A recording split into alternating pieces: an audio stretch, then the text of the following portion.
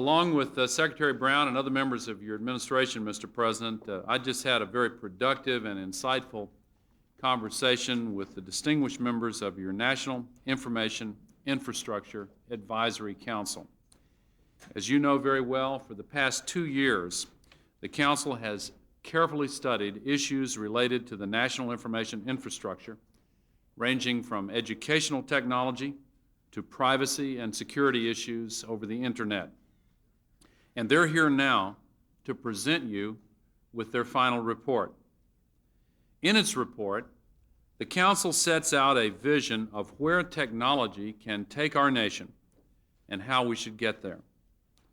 I'd like to say, personally, I'm very grateful to each member of this Council for their incredible hard work and input into this report that may prove to be the nation's roadmap for the information superhighway. It is my great pleasure, Mr. President, to introduce the two co-chairs of the National Information Infrastructure Advisory Council, Ed Mccracken and Dell Lewis.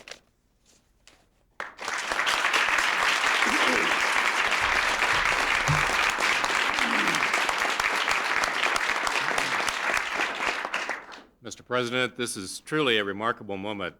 It was in 1961 that President Kennedy was responsible for rocketing America's first human being into space. And now, 25 years later, you have led the effort to thrust America's children into the future on the information superhighway. This will change America, and my colleagues on your National Advisory Council are indeed honored to have participated in this 2-year effort to help you, Mr. President, the Vice President, the Secretary of Commerce, and all the other members of your administration to shape a national strategy for the superhighway. Our Project Kickstart, as you know, calls on America's communities to connect all K-12 schools, libraries, and community centers to the superhighway by the year 2000. It provides a guide to show communities how it can be done, and we have developed persuasive evidence that this is an affordable goal. Kickstart is an action-oriented effort. It's everyone's responsibility, and it's not just about equipment, it's about people. While the Council officially disbands today at the end of a 2-year assignment, many of our members will kickstart their own communities and stakeholder groups toward a superhighway connection. Your vision of the future of technology will ultimately exceed the impact of our nation's first satellite and America's first wild ride into space. For all of my colleagues, it's a great pleasure to present you with your copy of our Kickstart initiative. Thank you very much. Thank you.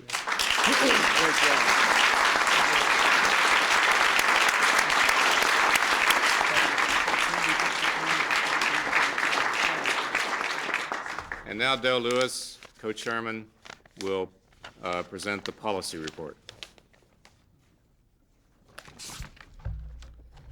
Mr. President, Mr. Vice President, to my co-chair, Mr. Mccracken, and to members of the Council and friends, it's a great honor.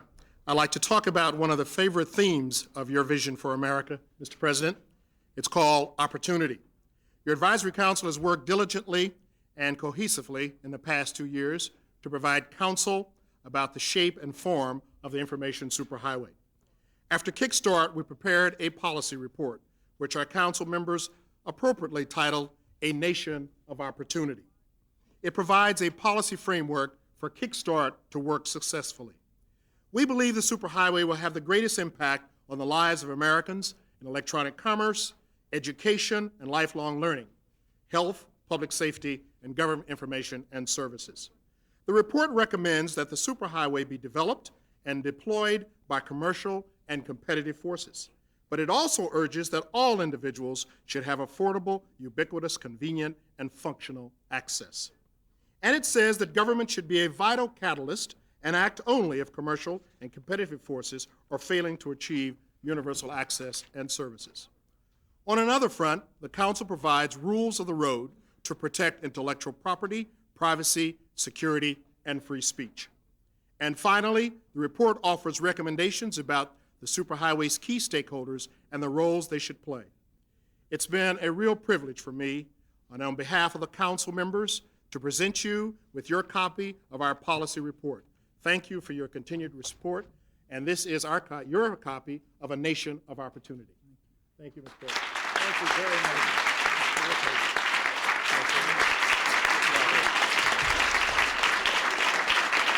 Thank you. Thank you very much. I want to thank Ed and Dell, and I want to thank all of you for serving. This was truly a distinguished council, a very diverse group. I bet you had some interesting meetings. I wish I had been privileged to hear all of them. When Ed Mccracken was talking about the reports and he compared it to President Kennedy, he said, you know, President Kennedy launched a move that sent Americans, men to the moon, and then he said, men into space, he said, men into space. I thought he was going to say this is going to send all of our children into cyberspace. And what I was thinking about, watching Ed and thinking about the work his remarkable company has done, that all of you have probably seen that picture of me when I was in high school shaking hands with President Kennedy after I saw Forrest Gump and thought about Ed. Now every child in America will be able to shake hands with President Kennedy. Let me assure you that we are going to take these recommendations seriously. The council's work may be done, but the nation's work is just beginning. And I know I speak for the Vice President, who 20 years ago coined this term information superhighway, and Secretary Brown and all the other members of our administration who are around this table, Deputy Secretary Coonan, Mr. Gibbons, Mr. Barham, and others. We are very grateful for this work. All of you know that we are entering an age of incredible possibility for the American people.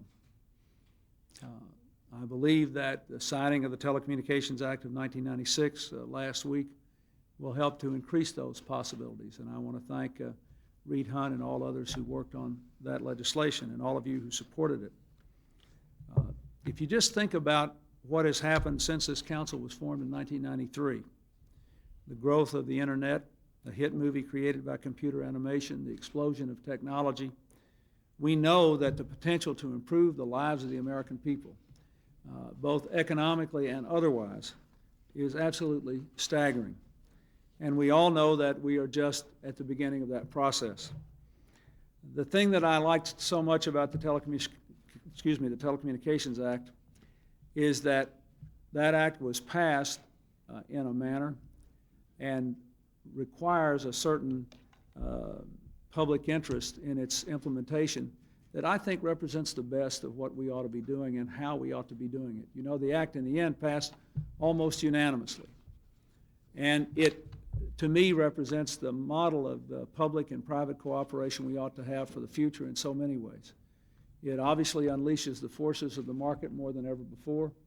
It will bring vast new opportunities for information, for learning, and for entertainment to the American people. It will do it in a way that is consistent with the best principles of fair competition and public interest. Among other things, it will help your recommendations in the Kickstart initiative to become law because of the guarantees in there for access of schools and libraries and hospitals. So all of these things are very hopeful.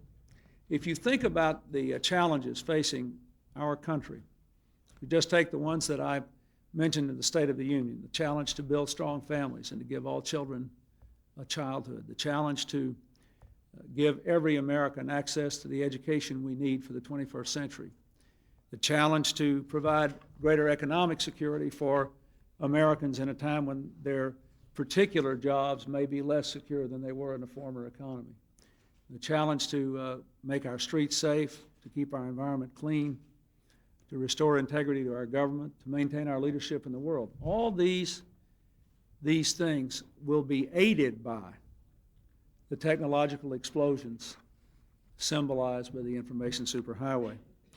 We know now, for example, that we can make families more secure by providing better health care because of technology. People in rural areas can contact a doctor in a city all the way across the country for help in dealing with a medical problem. We know we can make our criminal justice system work immensely better because of the computers. We see that dangerous criminals can be arraigned by computer without having to move them from police station to courthouse. We can expand our opportunities to identify problems because of technology. Today, if someone steals a car and drives it halfway across the country and leaves it in a shopping mall parking lot, within literally a matter of a couple of seconds, as soon as the car is found, its owner can be identified and the facts surrounding its loss can be established. We know that technology can enable our government to work better, and it already has in so many ways. Millions of Americans will file their tax returns electronically this year because of the advances of technology, lifting a lot of burden and time off of them. We know Americans starting small businesses can get all their SBA information from a single place online now. And these are just the beginnings. The Kickstart initiative is particularly important to me because of the promise it holds to achieve one of my major goals, to connect all the schools, the libraries, and community centers in this country to the information superhighway by the year 2000. And it can be done community by community. I was in Concord, New Hampshire the other day, just 2 days after all the schools in that community were connected. And it was truly a community effort, the kind of thing that we have to have. I happened to be in the school in the neighborhood with the lowest per capita income in the community.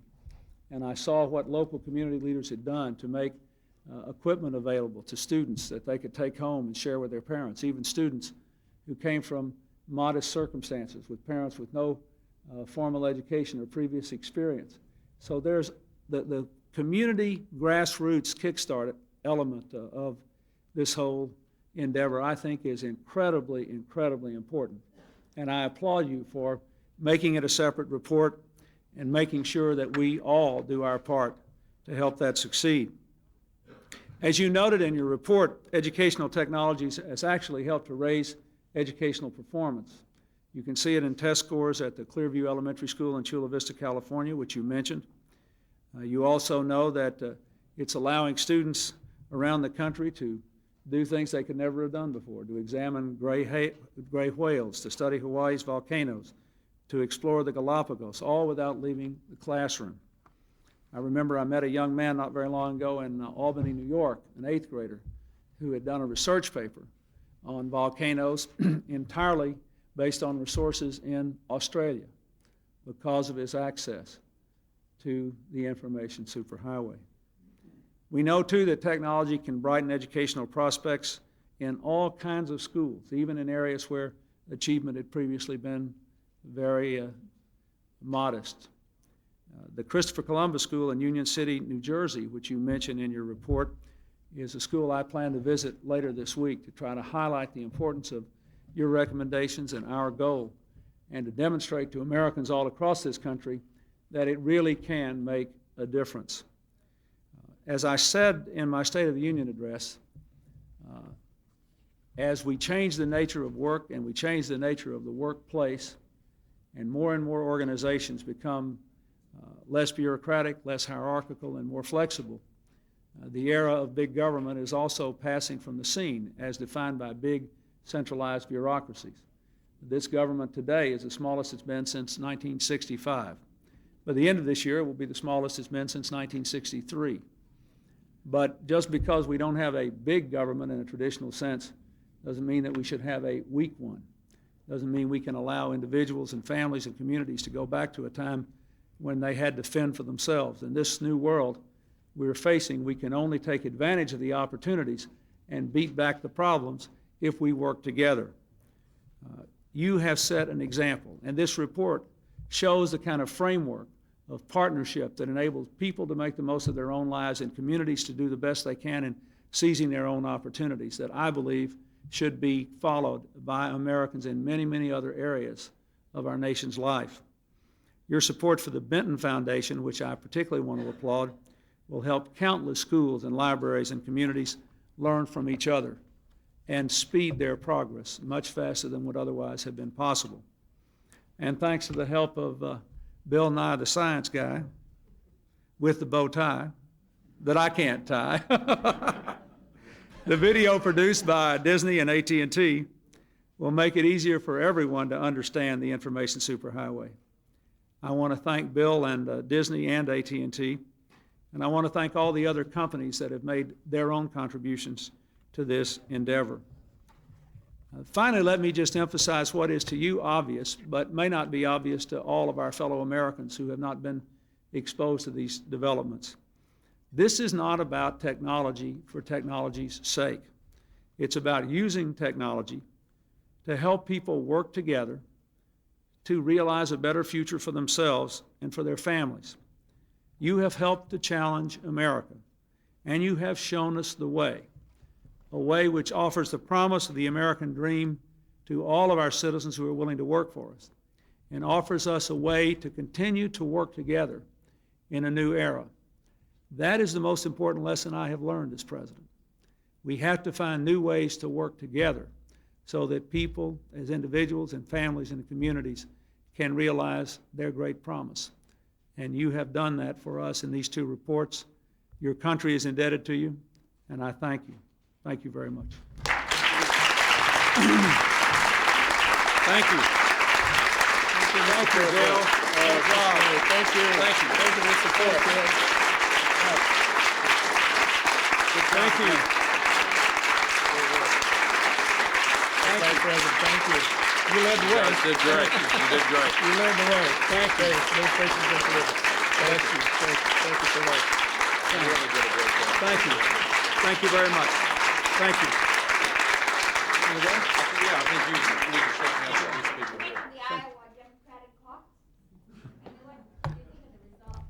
Well, obviously, I was pleased. I think we got all the delegates and almost all the votes, 99.8%. The thing I'd like to point out, though, that I was astonished by, and I did not learn until about midnight last night, is that apparently in an uncontested caucus, 50,000 people went. By contrast, there were only about, I think, 100,000 people in the Republican caucus with 9 candidates, and they had anticipated 30 or 40,000 more. And to me, the fact that 50,000 people went out on a cold winter night in Iowa to reaffirm their support for the positive direction in which we're taking the country, and the idea that we do have to work together, we do need a strong set of new ideas in which the government is a partner in the fight for the future. That's the most rewarding thing of all. I was stunned. There never have been 50,000 people go to the Iowa caucus in an uncontested election. Never had been anywhere close to 50,000 people. And I want to thank the people of Iowa for the reception they gave to me. I want to thank the people who worked for our efforts. And most of all, I want to thank those 50,000 Americans who showed that our people are not cynical. They haven't given up on citizenship, and they are prepared to take control of their future. Thank you. It's just step one. Thank you.